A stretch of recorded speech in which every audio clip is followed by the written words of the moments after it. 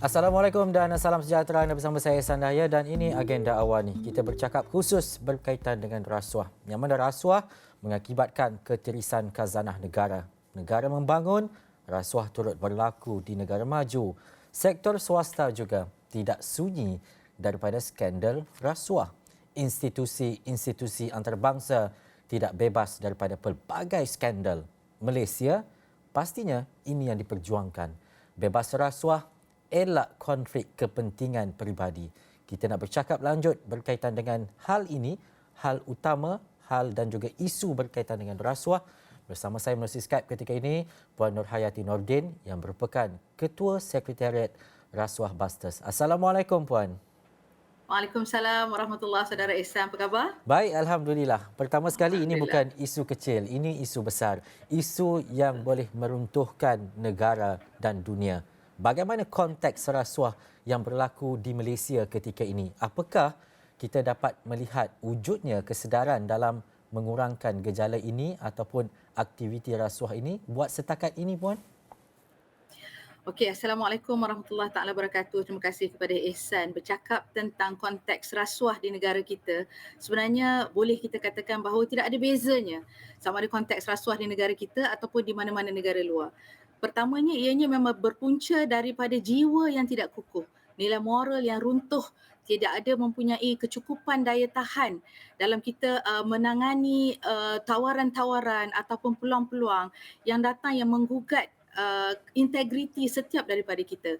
Dan bercakap tentang konteks rasuah itu sendiri, ianya bukan saja kepada sesetengah golongan seperti yang disangka oleh kebanyakan kita, hanya melibatkan ahli politik, hanya melibatkan organisasi komersial dan sebagainya, tetapi sebenarnya punca ataupun konteks rasuah yang sepatutnya kita address ataupun kita arrest itu adalah daripada diri kita sendiri sebagai rakyat.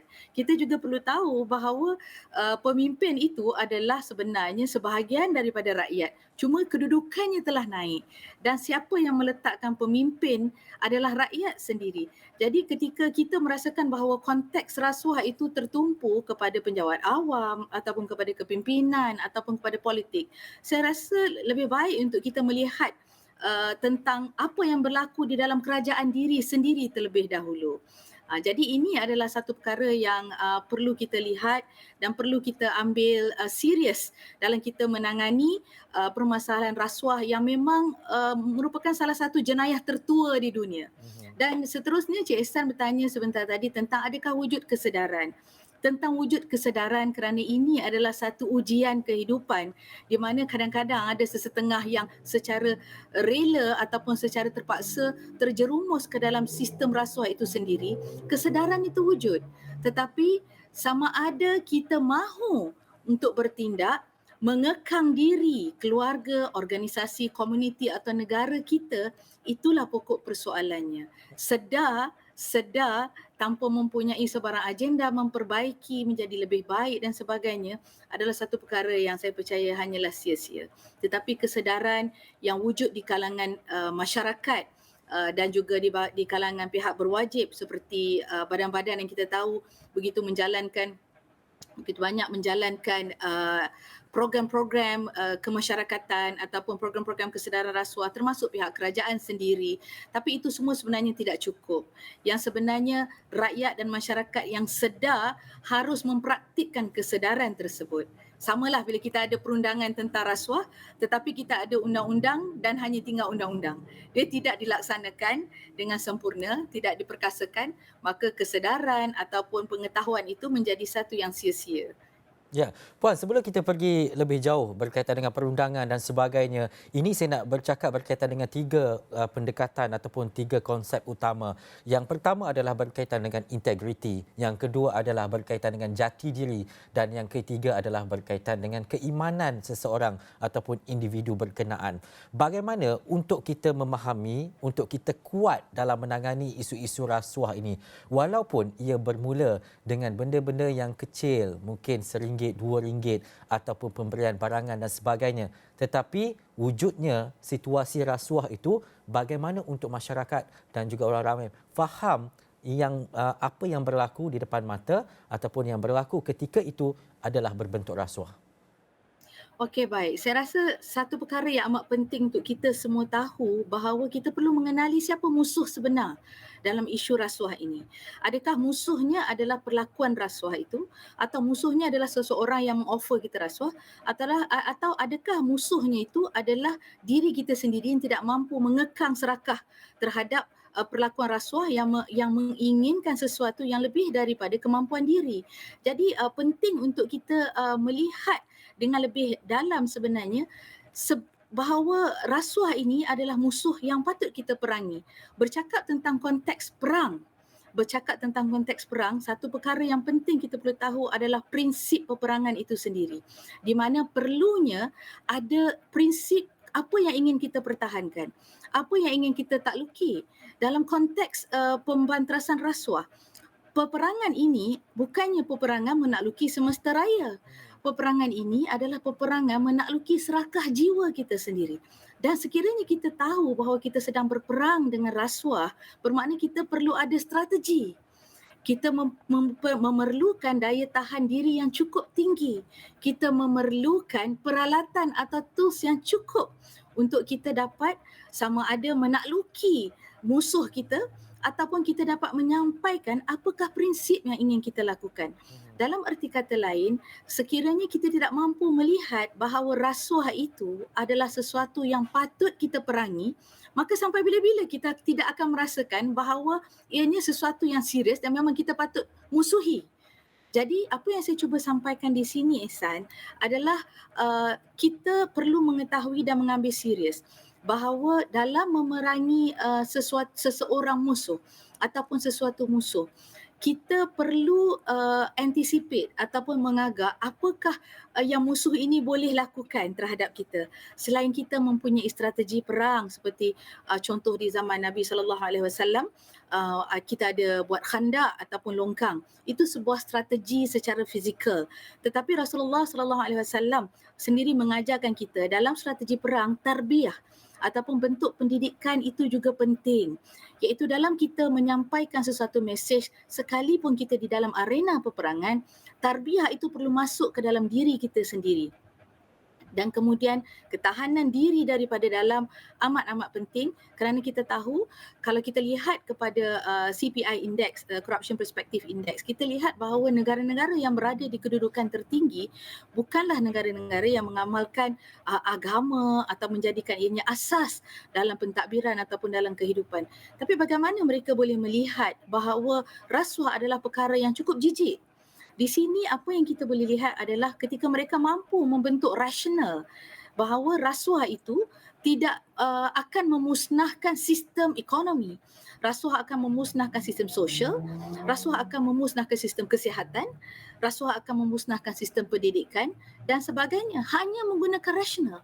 Sedangkan bagi mereka yang mempunyai pegangan agama, indoktrinasi ataupun doktrinasi agama itu sendiri sepatutnya memberi jati diri dan keimanan yang cukup mapan dan cukup kuat ke dalam diri, ditambah dengan nilai yang dapat diterima oleh setiap bangsa dan agama. Kerana itu Rasuah Busters sering berkongsi bahawa apa yang kita ingin bawa dan ingin kita tekankan adalah nilai moral karakter bangsa. Yang kita ingin pulihkan memanglah rasuah itu, tetapi ianya bukan rasuah per se. Sekiranya kita dapat membawa nilai sidik, amanah, tabligh, fatanah, maka nilai integriti itu dengan sendirinya akan terbina. Apa yang Rasuah Busters cuba lakukan ketika kita mewujudkan awareness, ya Cik Ehsan, kita nak ke satu tahap ketika ianya menjadi solidariti dan gelombang, orang yang terbiasa dengan pelakon rasuah sendirinya akan rasa segan dan malu sekalipun mereka duduk bersama-sama dengan orang yang memang biasa melakukan rasuah. Sampailah ke satu tahap ketika mereka boleh berani untuk menolak rasuah tersebut. Sampai ke satu tahap ketika mereka mampu meninggalkan kelompok rasuah tersebut. Sampai ke satu tahap ketika mereka boleh menyampaikan kepada sahabat dan rakan-rakan dan ataupun organisasi sendiri bahawa rasuah ini, penyalahgunaan kuasa, nepotism, favoritism adalah sesuatu yang salah. Dan kenapa ianya salah, Cik Ehsan? Ianya menyebabkan ketidakadilan berlaku kepada masyarakat. Saya ambil contoh. bercakap tentang keimanan dan sebagainya. Bagaimana kita nak ada keimanan pada sesetengah orang ketika sesuatu itu dia tak dapat bukti atau dia tak nampak.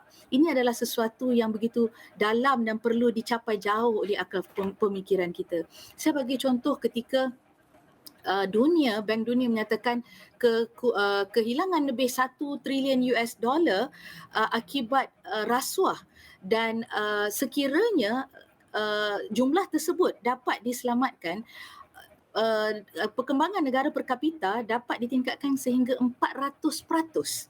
Dan ini tidak termasuk di sesetengah negara yang telah menyatakan bahawa akibat daripada rasuah, seramai 140,000 kanak-kanak di bawah 5 tahun telah meninggal dunia akibat tidak mendapat sumber ataupun pertolongan bantuan kesihatan dalam masa yang sepatutnya. Ini adalah kesan-kesan rasional yang menyebabkan kita harus fikir di mana ihsan kita sebagai seorang individu, di mana ihsan kita sebagai seorang rakyat, sebagai seorang ibu, seorang ayah ketika kita memilih untuk mengambil rasuah, sedangkan kita menafikan hak-hak orang susah yang mana satu hari nanti kemungkinan hak tersebut adalah hak keluarga kita sendiri yang dirampas akibat daripada pelakuan rasuah pihak lain. Jadi kita tak boleh bersikap in silo ataupun merasakan aku tak buat tak apa. Kan, yang penting saya tak buat, family tak buat. Ini satu konsep yang salah. Saya percaya rakyat Malaysia cukup sedar dan aware bahawa sifat keakuan sebegini memang akan memusnahkan negara.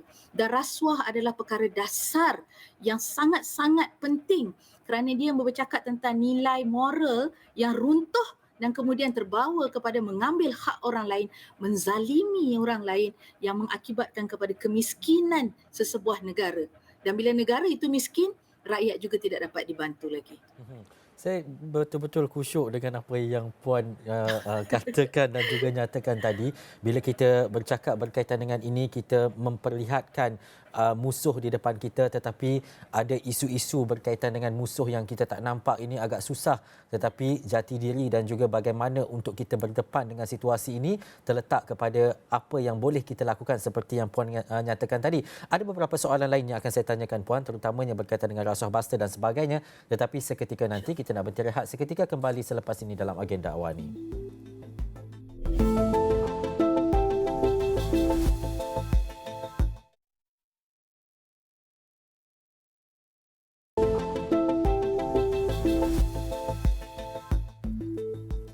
Baik, kembali dalam agenda awal ni, saya masih lagi bersama dengan Puan Nurhayati Nordin, Ketua Sekretariat Rasuah Busters menerusi Skype ketika ini.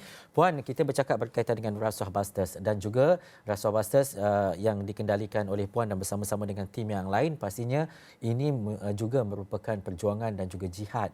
Tapi kalau kita bercakap berkaitan dengan jihad ini, kabur dan gelap oleh wang dan juga habuan itu berlaku disebabkan rasuah. Mungkin kalau kita bercakap dalam hal ini, apa yang akan berlaku kepada negara, kepada generasi akan datang, khususnya andai kita alpa dan jihad ini hanya sementara dan kita tidak berjihad untuk memerangi rasuah ini, Puan? Ya, sebenarnya kita tidak ada lagi pilihan. Kita perlu memerangi rasuah ini habis-habisan. Rasuah ini adalah satu konotasi yang cukup meluas, yang sebenarnya seperti yang saya nyatakan di awal tadi, ianya melibatkan hilangnya nilai moral dan integriti, tidak lagi wujudnya amanah dan sebagainya. Bercakap tentang kealpaan ini memang satu cabaran yang sangat besar, ya Cik Ehsan, kerana memang kita lihat apabila sesuatu itu sudah membudaya dan secara positifnya pihak kami di Rasuah Busters tidak melihat bahawa tidak ada harapan. Bermakna kita melihat secara positifnya apa yang berlaku kepada rakyat Malaysia adalah kerana mereka yang suci murni terjun ke dalam sistem yang mereka sangkakan adalah satu norma. Sedangkan keadaan sebenar disebabkan kekurangan pengetahuan ataupun metodologi penyampaian yang mungkin tidak sebelum ini tidak begitu sampai, menyebabkan sukar untuk rakyat ataupun masyarakat membezakan yang mana satu rasuah, yang mana satu upah, yang mana satu hadiah, yang mana yang boleh, yang mana yang tak boleh. agak menyedihkan, saya perlu nyatakan di sini, ada juga mungkin sebahagian daripada ahli agama yang tidak dengan telus menyampaikan apa sebenarnya yang dimaksudkan dengan rasuah, dan mungkin pendirian agama itu sendiri boleh berubah akibat daripada sogokan. Keadaan ini adalah satu realiti yang kita tidak boleh nafikan supaya kita tahu macam mana kita nak tangani. Jadi masalah yang kita hadapi, cabarannya adalah bila kita tidak mahu mengaku bahawa kita tidak tahu, dan kita tidak mahu mengaku bahawa kita sedang menghadapi masalah. Itu cabaran utamanya. Being in denial, dan kita boleh katakan mengejut orang yang tidur itu jauh lebih mudah daripada mengejutkan orang yang pura-pura tidur. Dia akan tahan tak bangun-bangun tidur. Jadi ini adalah satu cabaran yang mana pihak Rasuah Busters bersama lebih 400 rakan gabungan yang sebenarnya jauh lebih lama telah pun berusaha daripada Rasuah Busters untuk mengajak masyarakat kembali kepada kebenaran, kembali kepada nilai integriti. Tetapi bersama Rasuah Busters, kita lakukan secara bersama-sama, kita bersinergi, kita saling melengkapi sesama coalition of the willings of Rasuah Busters. Saya bagi contoh di kalangan coalition of Rasuah Busters ni ada yang cukup pakar daripada sudut environment. Jadi di dalam bentuk ataupun perjuangan terhadap alam sekitar mempunyai banyak bentuk-bentuk rasuah. Ada di kalangan coalition of the willing kami memperjuangkan hak-hak wanita, tetapi betapa ramainya wanita-wanita yang tertindas akibat daripada salah guna kuasa, majikan di tempat kerja dan sebagainya. Begitu juga dengan agenda-agenda yang dijalankan oleh rakan-rakan dan coalition of the willing Rasuah Busters yang lain-lain, yang mana pada akhirnya setiap daripada mereka membawa agenda pembenterasan rasuah kini di dalam setiap apa bidang yang mereka bawakan, termasuk pendidikan. Walaupun kita rasa macam jomlah kita ajak orang untuk tahu tentang teknologi, tentang consumerism dan sebagainya, tetapi setiap perjuangan yang dibawa itu sedikit pun tidak terlepas daripada unsur penyalahgunaan kuasa yang boleh berlaku secara halus ataupun secara terang. Maka kerana itu gabungan Rasuah Busters ini bergerak bersama-sama ke dalam masyarakat. Kita tidak lagi berjalan bersendirian, melakukan mengikut kapasiti masing-masing, mengikut niche ataupun portfolio masing-masing berdasarkan target group masing-masing. Tapi kami membawa suara yang sama. Kita mempunyai musuh yang serupa, iaitu rasuah. Bayangkan kita membina negara yang cukup luar biasa. Kita ada arkitek, kita ada doctors, kita ada lawyers yang mempunyai kelulusan yang hebat-hebat. Tetapi mereka ini boleh ditenggelamkan hanya akibat rasuah di kaunter saja. Dan kita boleh lihat sendiri bagaimana kemusnahan dalam pembinaan jambatan contohnya, kemusnahan daripada pembinaan bangunan contohnya akibat daripada rasuah, yang mana kos-kos yang ditambah itu sebenarnya masih menganiaya orang lain. Jadi sebenarnya konsep menentang rasuah ini bukanlah terlalu sukar. Cuma diri kita sama ada ingin menerima ianya sebagai sesuatu yang serius. Di sini Cik Ihsan, Rasuah Busters mengajak mungkin dah jemu orang mendengar. Tapi saya yakin bahawa mengajak kepada kebaikan, meninggalkan kemungkaran seperti mana yang disabdakan oleh Rasulullah sallallahu alaihi wasallam, "Man ra'a minkum munkara falyughayyirhu bi yadihi, fa in lam yastati' fa bi lisanihi, fa in lam yastati' fa bi qalbihi, wa huwa adhaful iman." Bermakna sekiranya kita melihat satu kemungkaran, rasuah dalam konteks ini, maka ubahlah dengan tangan. Tangan adalah satu keupayaan, kuasa yang kita ada. Jika kita tak mampu, kita ubahlah dengan lisan, dengan menyampaikan apa yang kita boleh sampaikan seikhlas hati. Dan selemah-lemah iman adalah ketika kita mampu melihat, tidak mampu melakukan apa-apa, hanya boleh berdoa di dalam hati. Tertakluk dan terpulang kepada kita, peranan mana yang kita ingin ambil demi menyelamatkan anak kita, cucu kita, generasi kita. Cuba tanya kepada diri sendiri, adakah kita ingin meninggalkan legasi ataupun sejarah nama yang buruk di kalangan ahli keluarga atau negara? Itu kita fikirkan sendiri. Tidak ada dikaitkan dengan agama dan sebagainya, tapi adakah kita ingin mati meninggalkan nama yang buruk yang disebut-sebut berkurun-kurun, berdekad-dekad bahawa kita adalah perasuah?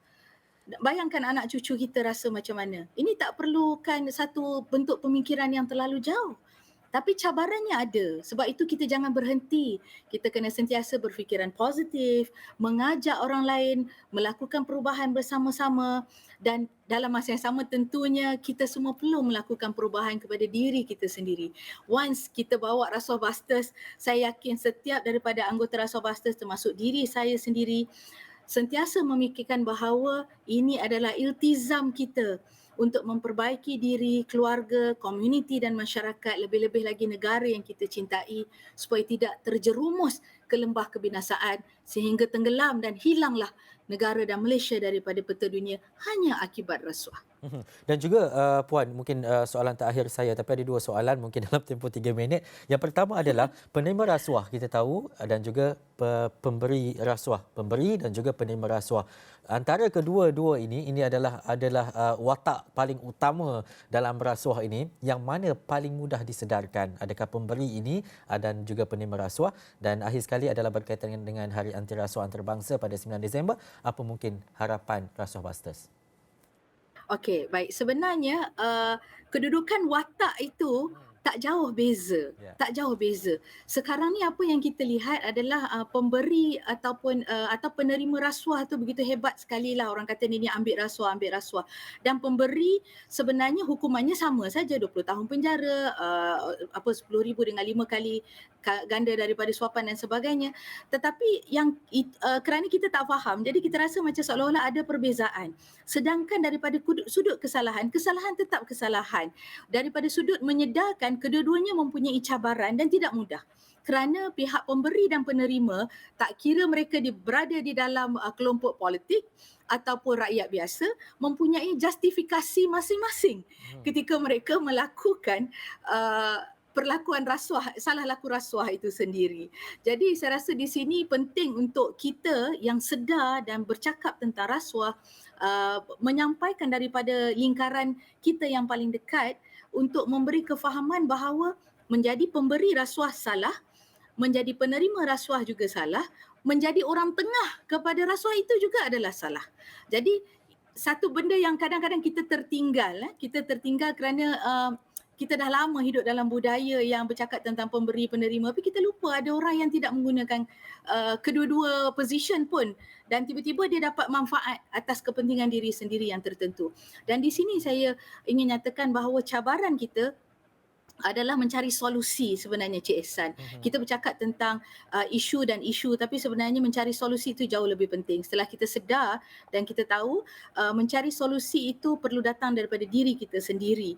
Walaupun kita kata kita boleh gunakan teknologi artificial intelligence, kita boleh gunakan blockchain ataupun analisa data raya dan sebagainya untuk kita menangani isu ketirisan rasuah, tapi kita kena sedar bahawa yang mengendali teknologi untuk kita mengekang rasuah itu sendiri adalah manusia. Ya. Jadi sekiranya manusia itu tidak mempunyai keimanan yang kukuh ataupun jati diri yang teguh, yang memahami bahawa pertanggungjawabannya adalah bukan kepada kes itu tetapi kepada Tuhannya dan kepada anak cucu yang akan ditinggalkan, saya rasa memang kita menghadapi masalah yang besar kalau kita tidak dapat faham tentang konsep itu.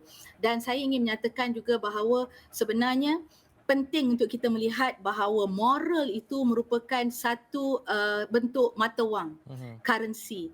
Nilai moral boleh menjadi satu bentuk mata wang yang mungkin tidak ramai di kalangan kita sedar bahawa moral inilah kita mendapat trust daripada pelabur asing. Akhlak inilah menentukan kejayaan, kerana ini adalah bentuk attitude yang perlu kita bina. Dan daripada nilai moral yang kita bangunkan inilah, maka secara perlahan walaupun tidak dalam satu malam, kita akan mampu menghakis rasuah itu sendiri. Bercakap tentang 9 Disember ini, Alhamdulillah, Rasuah Busters bersama coalitionnya, iaitu rakan gabungan di kalangan NGO, korporat dan sebagainya, termasuk SPRM sendiri, insya-Allah akan memulakan satu program konvoi Rasuah Busters, iaitu siri jelajah ke seluruh negara yang akan bermula pada 9 hari bulan Disember dan berakhir pada 1 April. Tujuan Rasuah Busters mengadakan program ini adalah tidak lain semata-mata kita merasakan kita perlu buat all out. Ya. Kita sudah pun bersama dengan Astro Awani pada hari ini sebagai rakan sinergi kita dalam banyak segi. Astro Awani mengangkat misi-misi yang luar biasa. Kita sudah pun menulis di dalam akhbar-akhbar dan kita sudah bercakap dan muncul di hadapan khalayak ramai menyampaikan, dan pelajar-pelajar juga mengambil peranan membawa pendidikan Malaysia tanpa rasuah, ahli-ahli perniagaan membawa kempen bisnes Malaysia tanpa rasuah. Tetapi penting untuk kita bersama-sama dengan rakyat di akar umbi di seluruh negara, di lokasi-lokasi yang mungkin tidak ditembusi selama ini. Jadi saya rasa ini adalah satu usaha untuk kami sampaikan bersama dengan rakan gabungan Rasuah Busters sesuatu yang daripada hati nurani kami sendiri. We believe that whichever comes from the heart will touch the heart.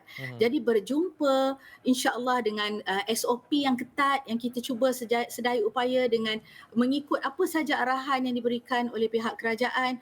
Kita akan berduduk bersama, berbincang dengan stakeholders pemegang taruh di setiap negeri. Selain bersama dengan rakyat, kita lakukan aktiviti-aktiviti bersama-sama dengan rakyat bagi memenuhi kempen kesedaran yang kita lakukan, dan kami akan bersama menerima maklum balas daripada pucuk pimpinan dan daripada rakyat sendiri, insya-Allah.